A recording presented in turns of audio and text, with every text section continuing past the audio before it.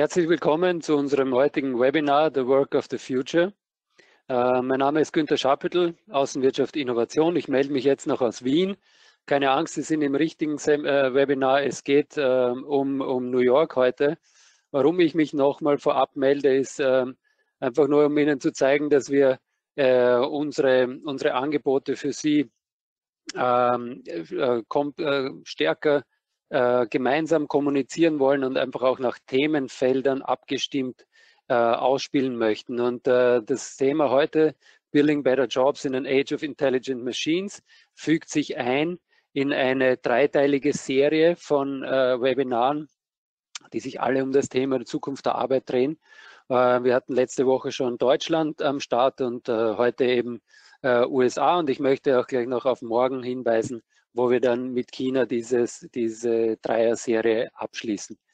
Wie immer gilt natürlich, dass wir mit unseren zukunftsgerichteten Themen die Fragen beantworten: Wo wird meine Branche, wo wird dieses Thema in 10 Jahren stehen? Welche Auswirkungen hat es auf mich, beziehungsweise wo auf der Welt entstehen die neuen Trends?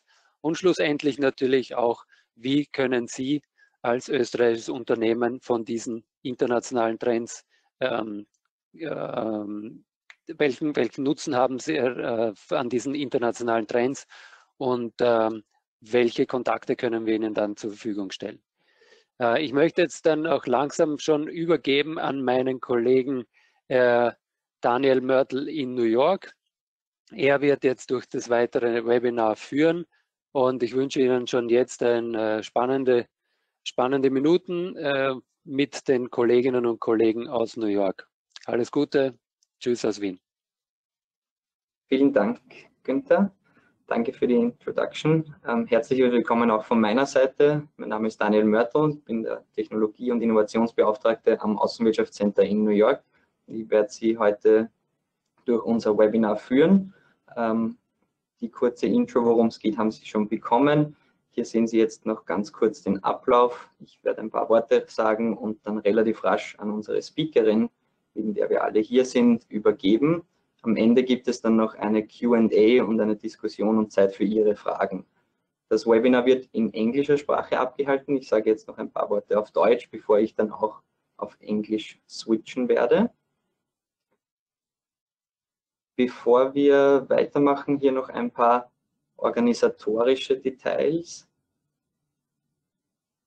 Fragen bitte einfach über die Chat-Funktion stellen. Die werden am Ende des Webinars, wie gesagt, beantwortet. Spätere Fragen, sollten wir nicht genug Zeit haben, alle Ihre Fragen zu beantworten, können Sie gerne auch via E-Mail an newyork@wko.at an uns senden und wir leiten Sie gerne an unsere Speakerin Elisabeth Reynolds weiter und beantworten sie nach dem Webinar. Die Präsentation wird zum Download verfügbar gemacht. Ebenfalls wird es einen Download-Link zum Report Work of the Future von der MIT Task Force zu diesem Thema geben, dem Elisabeth Reynolds vorsteht. Und natürlich auch die Kontaktinformationen der Vortragenden werden Sie im Anschluss in der Follow-up-E-Mail erhalten. So, ein ganz kurzes Intro möchte ich noch machen, bevor ich unsere Speakerin auf die Bühne bitte, möchte ich noch ein paar Worte richten an unsere Zusammenarbeit mit dem Massachusetts Institute of Technology. Wie Sie vielleicht wissen, haben wir eine jahrzehntelange Partnerschaft mit dem MIT, machen sehr viele gemeinsame Initiativen, so auch unser heutiges Webinar. Wenn wir nach der Covid-Pandemie wieder in einen Normalbetrieb übergehen, haben wir hoffentlich auch wieder In-Person-Programm für Sie, wie Sie hier sehen, exklusive Seminars, Ecosystem Innovation Immersion Days und viele andere Offerings. Momentan halten wir uns eher virtuell auf, aber wir hoffen, dass wir im Laufe des nächsten Jahres auch wieder Präsenzveranstaltungen machen werden können. Ich möchte jetzt kurz auf Englisch switchen und zum Thema ein paar Worte sagen. Okay, so our topic today is the future of work, as we already heard. What is the future of work? We all probably have our own ideas about what the future of work is. It's a fairly broad topic: digital communication, virtual teams, changes to the workforce, the future of jobs, the impact on small businesses, real estate, education, retail. It's a, as I said, broad topic, and we could probably talk the whole day about it. However, we would like to focus on a few core topics today. And for that, we have invited an expert from MIT, Dr. Elisabeth Reynolds. She is the principal research scientist and lecturer in MIT's Department of Urban Studies and Planning. She's also the executive director of the MIT Industrial Performance Center, and more recently, executive director of MIT's institute-wide task force on the work of the future, which examines the relationship between technology and work. Dr. Reynolds' research focuses on issues related to systems of innovation and regional and economic development. And I would kindly ask her to come on stage so I can hand over to her and her presentation about building better jobs in an age of intelligent machines. Thank you very much, Liz, for coming on here. I will hand over to you now and disappear in a second. And the stage is yours. Okay. Thank you, Daniel. Let me set this up. Great. All set there? Well, thank you very much. It's a pleasure to be with all of you here today. I've had the pleasure of meeting with members of the team at MIT several years ago. Sadly, that's not happening this year, but I'm grateful for the chance to connect in this new format. I think there are a lot of silver linings to the pandemic. This is one of them that we're able to meet this morning. I'm going to spend the next 30 minutes talking about an initiative at MIT that was launched just a few years ago, the Task Force on the Work of the Future. And I want to say, first and foremost, that this project was launched obviously pre-COVID. So at the time that we were doing this work, what we saw were tight labor markets for the foreseeable future, and our challenge was going to be finding workers. That's obviously, we are in a crisis right now globally, and certainly in the US, in which millions of people are out of work, and we're looking at a very rough winter coming up. But we think on the whole that actually this work has obviously become more important, not less important, about what is the future of work and how does it affect those who are particularly being affected by COVID right now. And so hopefully our work here is going to be about rebuilding the economy and building it in a better way than what we had pre-COVID. So please keep that in mind as I go through a number of my slides. So let me begin, first of all, with this report. It's a 92-page report that came out just a few weeks ago. And it is basically the compilation of 2+ years of work of a task force that represented all 5 schools at MIT.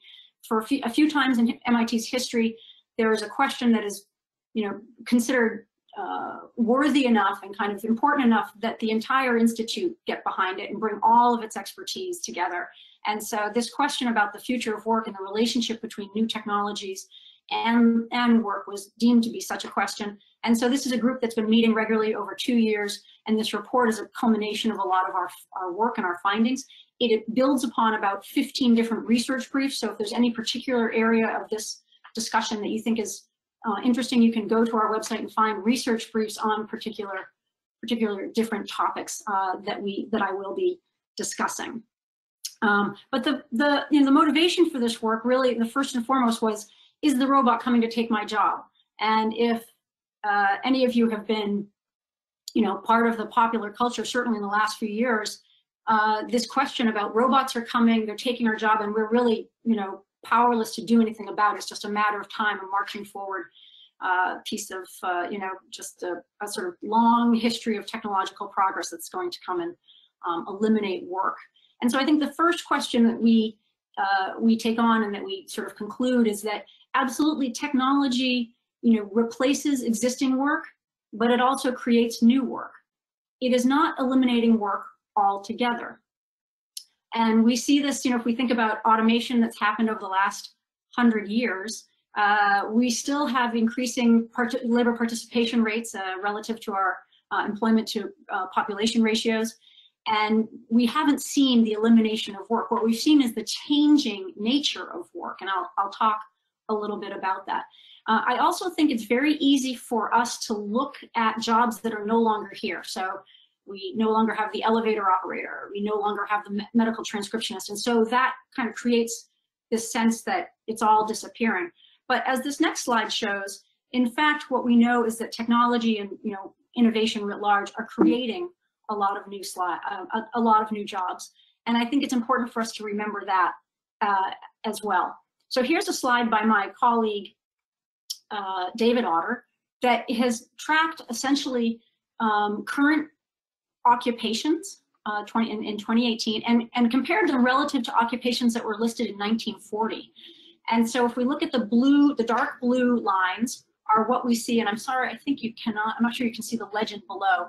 The dark blue lines are jobs that existed in 1940, and then the green and magenta lines are jobs that exist in 2018, and they're divided between the green part are jobs that existed in 1940, and the magenta is really the jobs that have been created since then. So what we know is that over 60% of today's jobs didn't exist in 1940, didn't exist 80 years ago. So we see a lot of the shifts going on in this economy, right? So farming and mining, which used to be almost 20% of all of our jobs, today is maybe less than 2%. Today we've seen a lot of growth in our higher skilled jobs, managers and professionals, even in clerical and administrative, as well as jobs in personal services. And that tracks also, I think, growing affluence in terms of the broad range of personal services. And so in this, you see the dynamic in which there is an elimination of jobs, but there's also creation of jobs. And the point here is that those jobs are changing. And they're changing, as I'll talk to you, particularly around education levels, etc. Now, what's interesting, I think, is to take a look at some of the examples of occupations over the years.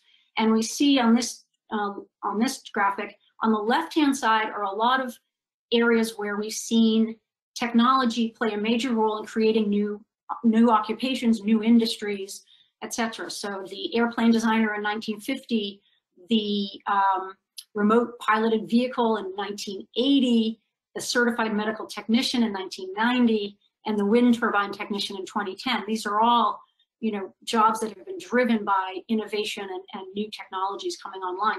But interestingly, also on the right-hand side, we see that we've got plenty of jobs that have been in personal services. And these are not ones in which technology necessarily plays a huge role, but from beautician to conference planner to the sommelier, these are new jobs that have occupations that have kind of emerged over time that also speak to the growing demand for personal services. So as people have gained in their disposable income, we see that they are spending it in many ways around personal services. And I think that's an important reminder for us about why we think about technology as, certainly eliminating certain areas of work, but it's also about creating work. The next point I want to make is around productivity and wage growth. And I should say at the outset that I'm going to talk a lot about trends that are in the US, but many of these are trends that we would find internationally, including this one. And while our policies are often, very much focused on the US, hopefully, I think the findings across the board here will be relevant to an international audience. So the first point here is to point out that gains in productivity over the last 4 years have basically not translated into increases in income for the median worker in the United States. And so this graphic will show you those top 2 lines show us what's happened with productivity growth over the last, well, certainly since the 1950s, but we see this divergence that happens in about 1970. And the purple line, average compensation, tracks that. So that's everybody with all workers, including those with a 4-year degree, including those who are senior management, etc. And so what we see is, in that case, everything sort of tracks relatively well. You'd say, well, there isn't really a problem here. The problem, however, is when we start looking at the median compensation. That is for workers who are considered the typical worker. You know, we take out the non-supervisory workers. In the US, this represents about 60% of all workers, those who have less than a 4-year degree. And so we see this growing divergence. And in some ways, I think this is the chart that explains why people are so anxious about technology and about whether it actually brings benefits to the typical worker. And what we know here is that while, you know, all countries have been facing similar you know, technology conditions, globalization conditions, they don't have the same, while this trend is holding, in terms of inequality, it hasn't really played out the same across countries. And so there is a lot to look at as to why this is in the US in particular. So let me talk about why we see this happening. So first point is about the digitalization of work. The technology has played a role in creating this divergence and creating this increasing inequality. We know that a lot of technology complements the higher educated worker, makes them more productive, you know, the computer and what it's done for everyone, but it can also basically replace workers with tasks that require less education, less skill, and replace with machinery. And we've seen this in the dynamic of our labor markets and this hollowing out of the middle. Maybe many have heard this, again, a trend that we see in many countries, where we have a growth in high pay work to the right. We have a growth in some low pay personal services work, but we've had a hollowing out of the middle. A lot of the jobs that have been in manufacturing or in administrative office work have disappeared. And so this kind of occupational structure has polarized the economy, leading to greater inequality. The other next factor that we, you know, explains some of what's gone on in this divergence is globalization. You know, trade has had a huge positive effect for world welfare, and particularly for those in developing countries where they've been part of global supply chains.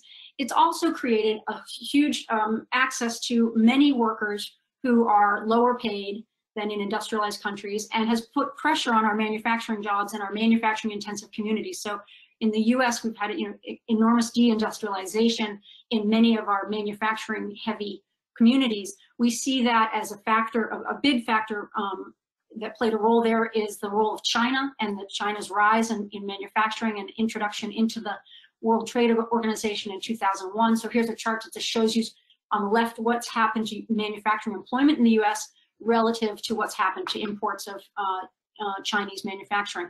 And while we're, you know, this is not to say that we don't want global, you know, trade, and we're not arguing for any kind of protectionism. What we are saying is that in the U.S., for particular workers and particular communities, our Midwest in particular, we just haven't had the guardrails up. We did not have the guardrails up to protect people and communities from this massive shock that, you know, unlike a diffused technological shock, this one really focused in on particular countries and particular places.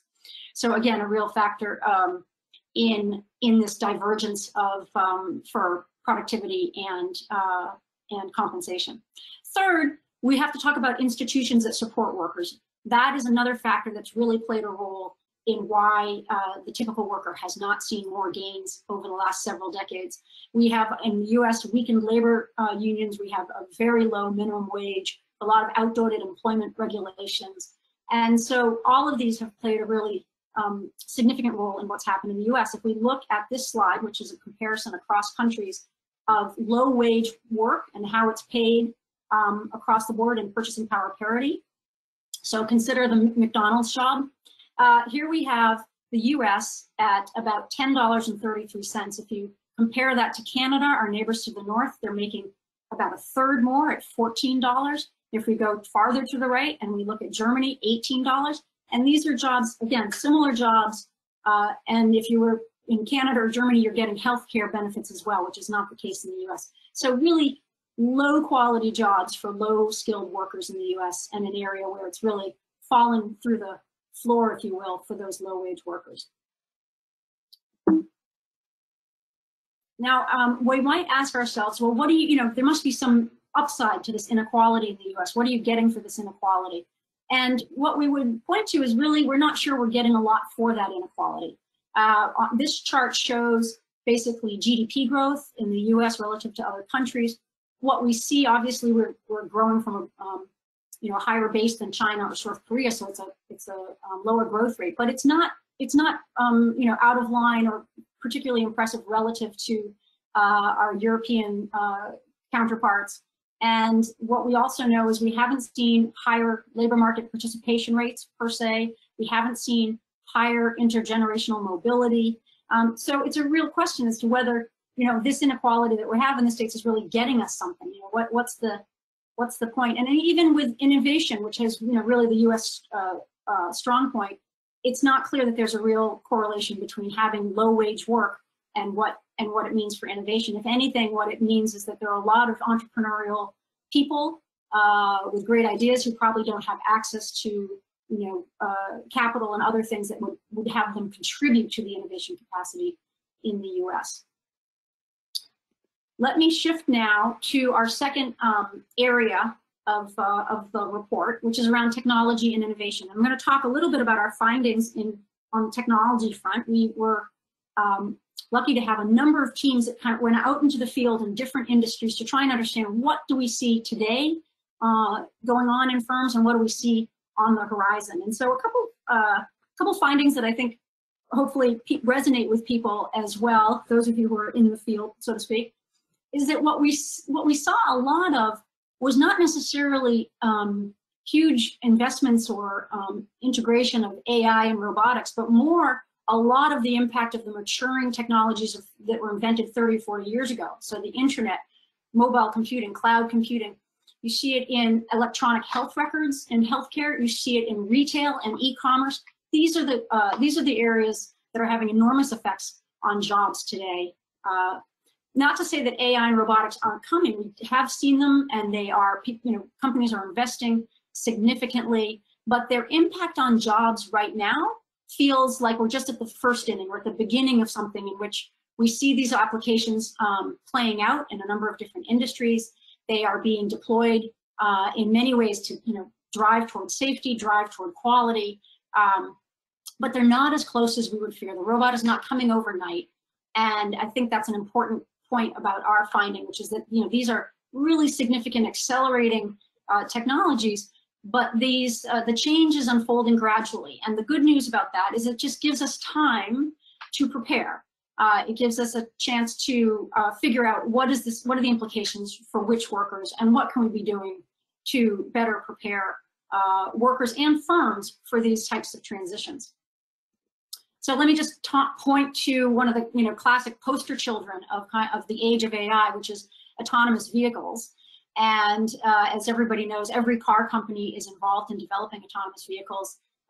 This has been huge amount of press, a huge amount of capital, venture capital going into this area, and sort of an uneven up and down, sense that it's all about to happen. It's been Elon Musk's predictions about 2020 and the fully autonomous vehicle, which haven't come to fruition. But then pulling back and a sort of maybe a little more humbleness and modesty about what actually can happen here. It turns out to be very, very complex to do autonomous vehicles on the ground, more so than what we see sort of in the air. And even with an accuracy of 98%, no firm, no car company wants to actually take on that 2% risk. It really needs to be incredibly safe for those, for this to develop fully. What we see right now is people focusing on a level 4 type of technology in which there is autonomous vehicles, no drivers, but they're on very prescribed routes, maybe in a city, kind of like a bus lane. So we see that as a real possibility, particularly, and I'd say in places with good weather. And we're still challenged with weather here. But the idea of the level 5 in which an autonomous vehicle can do everything that a human driver can do is now, people are saying maybe 2040, maybe never. And so the example of what Toyota is doing, I think, is realistic, which is to say that we're looking at an autonomous vehicle in which you as a driver can rely on the car either, certainly in a safety perspective, where you're going to be a driver who, if you fall asleep at the wheel, the car is there to help you, or it's going to help you as a chauffeur when you're doing long routes on some kind of very straightforward route. The car will also be there. And so in some ways, the development here is going to be a race or a competition between the augmented driver, which is what we see here, versus the autonomous driver. I think this kind of idea of a slow and steady march toward toward technologies is more of what we have seen. It's the same in warehousing, for example, with the gripper, the elusive gripper that can pick and pack, for our warehouses. Again, very hard to find, and in the time of COVID, Amazon's hiring 2,800 warehouse workers every day. So these are technologies that are at the beginning of their life cycle. They're definitely, we're going to see some improvements over the next decade, but it's not happening overnight. The other point I want to say, though, is not to say that there isn't significant transformation happening and incredible leaps and bounds. So in the case of machine learning in computer vision, this is just an example to show what's happened over time with the accuracy of AI systems relative to humans. And we have seen enormous, enormous gains. And this has had an impact, for example, on the radiologist job, though we haven't seen a decline in radiologists per se, but they're certainly enhancing that person's job. And then let me just give a quick example of things we've seen in the field in financial services in an insurance company, where the company basically, this is a multinational that basically spends $1 billion a year in legal fees. And I'm sure people are, happy they're not in that situation. But they have about 20 or 30 auditors, all with legal degrees, who read bills just trying to find discrepancies in these bills. And when they tried to introduce AI into saying, well, how can we enhance, maybe we can help these lawyers find the discrepancies, there was this typical resistance, which is to say, small groups say, yes, I'm all in. A group say, they're very distrustful that it can never be as good as a human. And then everybody's sort of, well, and the rest are kind of wait and see. And so really the issue was to verify the validity of the lawyer's bills, and catch the problems after the human. So, if the model has to, it got to be something that the humans were willing to kind of embrace and to believe in. And so they started with some early, issues about finding bills for photocopying, et cetera. And there was a lot of work up front. They had to restructure and standardize the data, train the AI, work back and forth, iterate. It really took actually a couple of years. But what we would say, what in the end happened is that, first everyone said, well, it's wrong 20 or 30% of the time. Well, it's actually right 80% of the time, and that can actually help gain, increase productivity for folks. And these lawyers realized, I'm not spending my time with this law degree just looking at bills and, trying to find flag the mistake. And so slowly and surely what they've done is they've been much more productive. The firm is saving millions of dollars. And while there's a slowing, the rate of growth is for hiring is slowing, they are still hiring, and it's obviously the same, it's not the same effect to kind of get rid of workers. They're not getting rid of workers, they're just slowing the number of lawyers they'll be hiring in the future. So I think it's a very interesting example for the kind of the possibilities. And again, these are higher skilled workers. So here's the complementarity of this technology for these workers. One point I also will make is another thing that people say, first of all, we're going to eliminate, we're not going to have any work. That's the one myth. The other one is this time different? That's another question we get a lot. And there's a theory that, or idea that has been generated by an economist at MIT, Jerome Acemoglu, who has talked about the concept of so-so technologies, that, it's a little bit like the solo paradox. All this technology around us, why aren't we seeing it in our productivity numbers? And so this idea that the era of digitalization has not really driven to the productivity we might see, the idea here is that actually what we're seeing is an investment by a lot of firms in what Daron would call so-so technologies that actually, they may get rid of a few workers, but they're not driving toward really increased productivity. They don't drive toward significant innovation. So if you think about electric lighting, which was labor complementing everybody from the lowest skilled worker to the highest skilled worker, had some productivity gains through the introduction of electricity. Think about the self-checkout kiosk at your grocery store, which I've now become more proficient at. We're just getting rid of a few workers, but it's not clear that that's really driven productivity for the firm in some significant way, or for the grocery store. So it's one explanation for why we haven't seen stronger productivity growth, is this idea that we're disrupting employment, displacing workers, but not boosting productivity very well. The other major hypothesis here is that there's just an enormous lag time, and it takes a long time for firms to actually introduce technology, have workers adopt and adapt, and then drive the productivity and the performance you want in firms. And management practices make a really big difference here. That is something that a lot of our research has shown, John Van Reenen in particular leading that. But there are ways in which firms can do this better than others, and so that's another area that we think is important to examine. I'm gonna wrap up now with our conclusions around institutional innovation and what we see needed to happen in terms of not just the innovation in technology, but the innovation in our institutions that are supporting workers. So let me begin with, I think no surprise, the idea that we got to invest and innovate in skills and training. So we are aware of the fact that across the board, there are demands for greater skills for workers. In most cases, and now a high school degree does not really cut it anymore. We need additional skills and training. And from our point of view, the real focus should be on from high school to the 2-year degree, or sort of below the 4-year degree, and ways in which we can create pathways and better pathways and better examples where there's a lot of work-based training. We're borrowing from the Europeans here. I think the models in Europe have been much more successful here.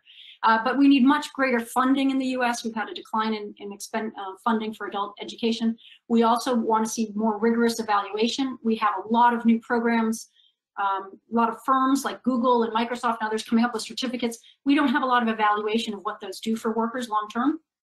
Are they providing a higher return than a 2-year degree? That's something we really need to know over time. And then, of course, we have a tremendous opportunity with online learning. We are in the midst of a global experiment here that we think will drive toward greater accessibility, greater affordability. So how can we really get the best of the online, maybe the hybrid education? And just to put into perspective something that I think is interesting to everybody. So if there's anyone in the audience who's over the age of 20, I think this is a sobering graphic here. What this shows is that the blue and green lines heading, head straight forward down are all of our skills as we age with respect to speed of processing, working memory, the long-term memory, all of those areas where what we know is, this is a steady slope downward, and in fact the skills, STEM skills, etc., are becoming more obsolete over a quicker period of time because of the changes in technology. But there is hope for some of us, and that is that on the red lines show that the growing knowledge of what we call domain knowledge, crystallized knowledge, really knowing how a system works, grows over time, actually up to 70 and even 80 years of age. So what we've heard from a lot of our firms that we've talked about is what they want is a combination. They want the domain skills of the older workers combined with the sort of facility with technology, et cetera, of the younger workers. How do we combine those and actually create a stronger workforce using both of those cohorts of workers? The next part is about, particularly for the U.S., is about increasing the quality of jobs in the U.S. This is, I think, I've made clear. Lots of countries are facing the same technological challenges and globalization challenges, and they've done much better than the U.S. in terms of creating better quality jobs. And so we talk about needing to expand and support unemployment insurance. We talk about trying to increase our minimum wage, which is in real terms at about what was still where it stood in 1950. And then we also talk about strengthening worker voice, which I think is, from the European perspective, would be quite interesting, since you have a stronger worker voice there with stronger unions, work councils, etc. As this chart shows, the U.S. has had a steady decline, certainly since the 1950s, in terms of union representation and collective bargaining. And while we don't take a stand as to whether this should look like the old model, there's a lot of new models and a lot of innovation. We do need innovation here. We need to change also the labor laws in the U.S., which are really antiquated about worker representation. Finally, I think another important part of this agenda is expanding and shaping innovation. So what we talked about, what is investing in technology and innovation has led to this creation of new jobs. That is really what we need to be doing today. And the role of the public dollars for this is critically important. And here's an example of what's going on in the U.S. What we see is that a total of public and private R&D dollars has been pretty steady over time, actually. But what's happened is a decline. We've substituted public sector dollars with private sector dollars, and these are not the same thing. So the private sector dollars are usually looking at technology that's close to the market, that's ready to be commercialized. whereas the public sector dollars are really invested in long-term plays, long-term, more risky technologies that may require more capital. And it's really there that we've seen some of the major breakthroughs that we're, that from computers to internet to robotics, and there's a whole host of things, human genome, all sorts of ways in which we think, these dollars are really important. And then I'd also say that we also discuss in the report the importance of tax policy, that we have a tax policy right now that really favors investment in capital over investment in labor, such that it's really substituting, if you will, or subsidizing investments in machinery rather than investments in human capital. And so we'd like to see a rebalancing of this technology, or of these tax policies. So capital, federal dollars have, or federal tax policy has, for example, an R&D tax credit. It's been very successful. Can we create something equivalent for investments in human capital? So with that, I'm going to conclude with just a few statements here. What we see in the US, and I think, again, around the world, is that there's a fear of the future. And this divergence between productivity growth, innovation, and what's happened for the typical worker is basically generating this fear and generating what we see, more palpable than ever right now, economic polarization, a distrust of our institutions, and political divisions. And that this is at the core of a lot of this. It's an economic one. It's not the whole issue, but it is a big part of the issue.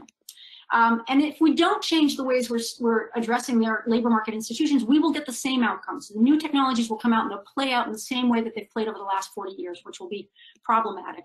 We also reject the false trade-off that that might be made about, well, this inequality is not great, but we're getting something for it. We're getting more growth. We're getting more innovation. We do not believe that that's necessarily true. We look at how other countries are doing.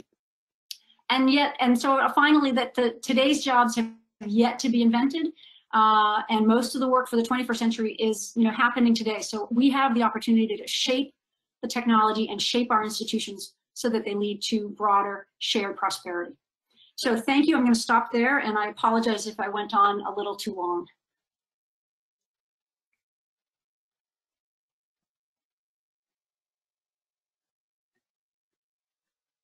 Thank you very much for your insights. I hope you can see and hear me again, Liz. Yeah. Perfect. We do have some questions. 1 second.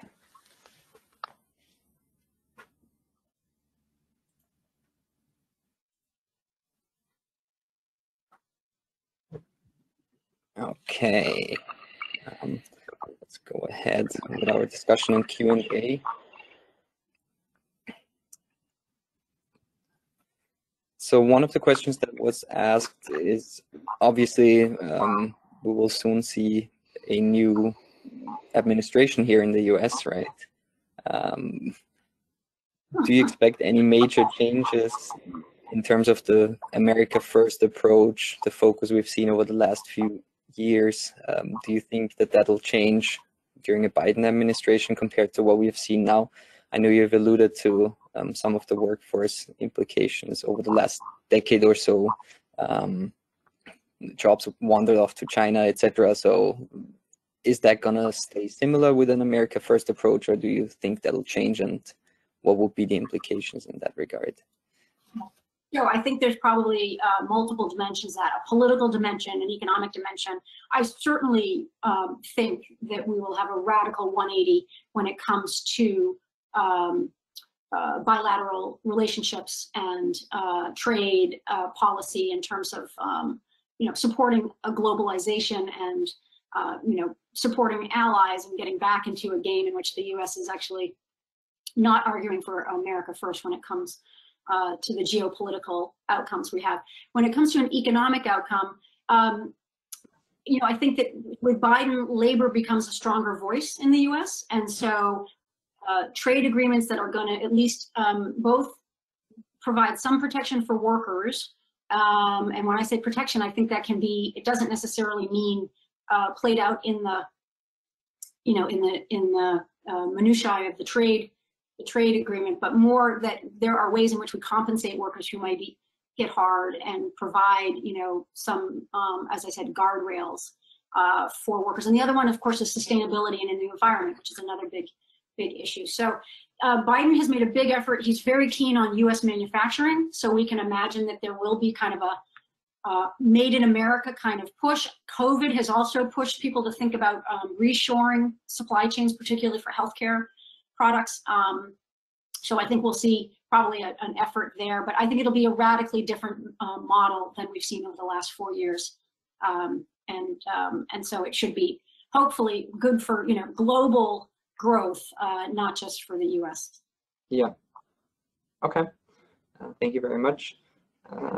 Let me see, what other questions do we have here? How can we ensure that the many people who still fear kind of like this robot revolution, taking away all our jobs, take more of like a proactive approach rather than stand by and really wait until a job is taken away? Because I think education, as you said, is very important in that sense. How can, for instance, the question asks, how can especially a small Austrian organization be ready for upcoming challenges with changes to the workforce due to technological advancements? Smaller companies that do not have the resources to invest a ton of money, as you mentioned, with the financial services company or the... Right. You know, a small business is such an important piece to this story, and of course has been so hit hard by COVID. So it's you know, there's a rebuilding right now that has to happen before we can even really understand, you know, what the true impact of this is going to be. I think that the point about workers who are at risk, you know, and we know it to be true. It's not to say that jobs are not being lost, for example, in retail, or that ultimately in warehousing the technology will catch up. But what I think we can try and do for those workers is, first of all, we have to introduce technology early on to workers to make sure that to get rid of the fear and just make them part of the solution. We have a lot of examples where if workers are actually part of the, you know, introduction of technology and into that solution, there's actually better outcomes. And we also have to see the partnerships that will help those workers find pathways in different directions. Again, it's a large firm story, but Amazon has now been providing training on the shop floor during work hours for workers to learn other skills than warehousing, and with the idea that they will shift at some point to another field. They should shift. They are ultimately a long-term customer for Amazon, so it's good for Amazon if they learn skills, for example, in healthcare. But we have to find ways in which we're allowing, you know, workers to find new skills. And also, I think one of the areas that we're focused on in the U.S. is trying to provide greater windows into information about the labor market. What's happening? What's growing? What's not growing? Where are the jobs? You know, those are usually regional in nature. A regional labor market is what people are looking for, and so helping workers figure out where is the growth, what are the opportunities for new skills. Right now with COVID, we've seen a huge shift with a lot of workers to finding jobs that are more resilient. So a push toward getting, you know, becoming electricians, plumbers, trades. The trades and healthcare are areas where there are solid, you know, paths to the middle, and where those jobs are not as susceptible to, you know, the economic downturns. Okay, thank you.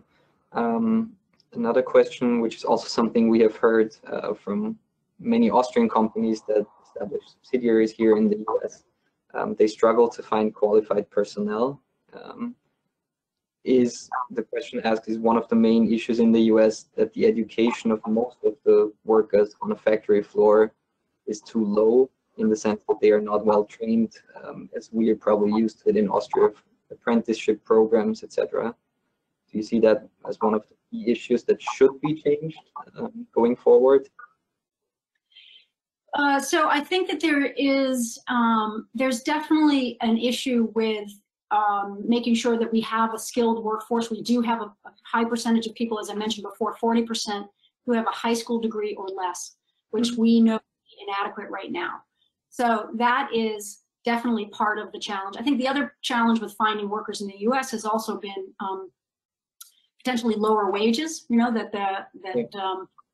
essentially Amazon has come in at $15 an hour. They sort of, and Walmart both have raised their wage before the federal, anybody, you know, moved at the federal level and even if at the state level, and created a higher floor for workers. And those workers then, you know, have gravitated toward those jobs. So I think that's part of it. But there's no question there's a skill challenge, I think, for the U.S. And I think that but what we've seen before, as I mentioned, is we're not seeing this disruptive, you know, everybody's skills are obsolete and they need to kind of find a whole new level of skills. Actually, you know, we're building on existing skills. And so having the foundation and then adding specialization to it. And for a lot of firms, you know, they're not necessarily partnering with our colleges and universities. They're doing online education, right? And which again, is it, you know, how good is it? What do we know? But it is much more accessible than it used to be. And so there's, I think, a hopeful path there for trying to improve the skill set. The other thing I would just say is what we see is that firms don't start investing in new skills until they have new technology. And so unless they're investing, you know, unless there are investments, and particularly what we suggest is incentives and subsidies to help small and medium-sized firms buy that new technology, buy that new robot, because actually that's going to increase their productivity. And that's where I think you see a real tie with skills as well. Makes sense. Thank you.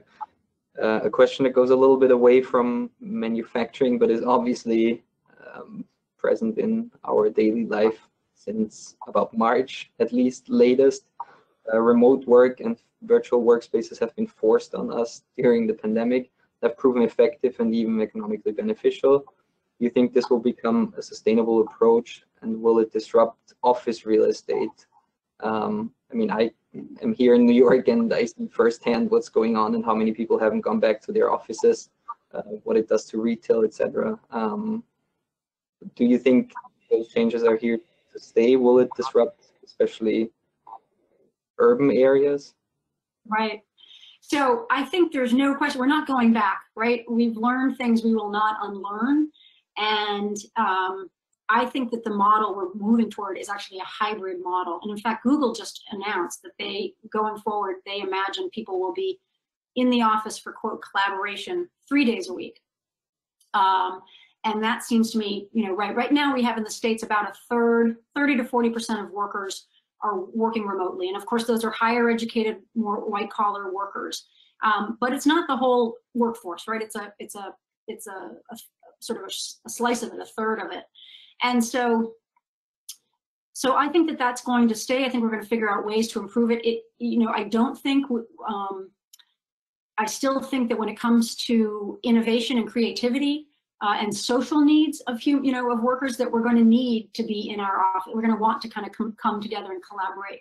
So no question, real estate, commercial real estate is going through a huge, upheaval. But interestingly, I'll just be very parochial and talk about Boston.